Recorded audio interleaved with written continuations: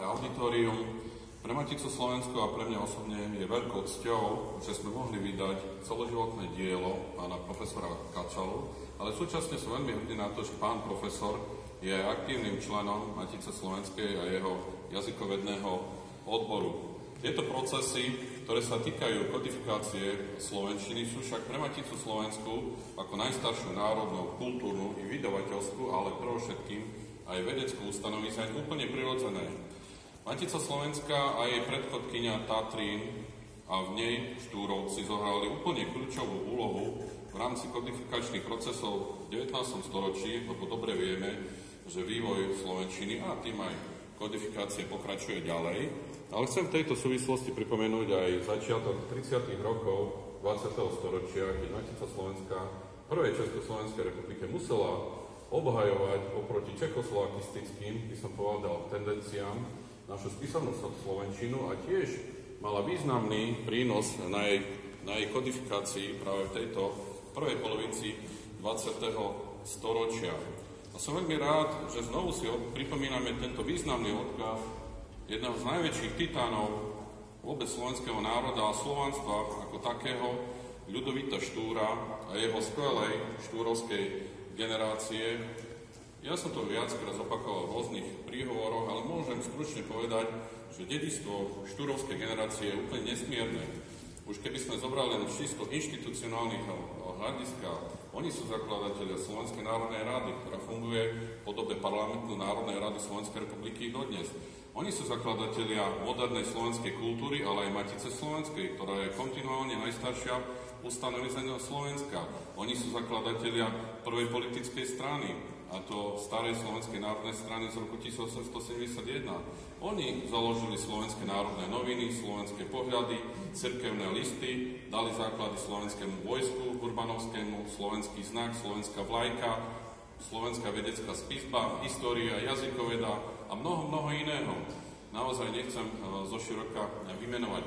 A na týchto pevných, by som povedal, pilieroch vlastne stojí naša Slovenská republika a naša slovenská vlast. Ak je naša slovenská vlast teda pomyselným metaforickým domom, základy sú pevné, a to sú Bernolákovské, lebo oni predznamenali tento vývoj, keď kodifikovali západoslovenčinu kultúrnu. Ich piliere ideové a tí učitelia Štúrovcov sú vlastne Šafárik a Kolár, ale múry a zastrešenie tohto moderného projektu, to sú práve Štúrovci. A preto máme čo splácať iba duchovne, keďže nás opustili už veľmi dávno, tejto skvelej generácie. Aj tento rok si pripomíname, nielen Matici, ale ako Slováci, 200 výročie Juraja Lansfelda, Vilka Šuleka, ale aj Daniela Marotyho, teda veľkých Slovákov, revolucionárov, v prípade prvých dvoch menovaných aj mučeníkov, ktorí zomreli v revolučných rokoch 1848 a 1949. Preto som veľmi rád, že na tejto stenej pôde Ministerstva kultúry Slovenskej republiky môže Matica Slovenská takto sa podieľať na uvádzaní, by som povedal, vrcholného diela pána profesora Kačalu, skladby slovenského jazyka, ale môžeme povedať, pán profesor, že sme sa podielali aj na vydaní iných publikácií odborných kníh a si myslím, že bližšie tieto súvislosti predniesie pán správca Máros Smolec.